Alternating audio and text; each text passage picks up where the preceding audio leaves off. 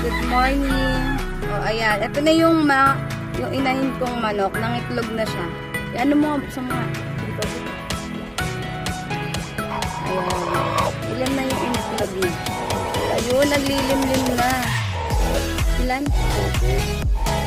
12 ang kanyang itlog. Ayan. Ayan, naglilimlim na siya. Good morning. O, diba? Pagka sana mapisa lahat yan. Pag napisa yan, may 12 na agad. Wala masyadong puhunan. Magkano mabili ka dito? 550? Sa manok? O, nabili ko lang siya ng 550 pesos. Ayan, nabili ko siya ng 450 pesos. Nang inahin namin. Tapos, ayan. 12 yung kanyang initlog at naglilimlim na siya.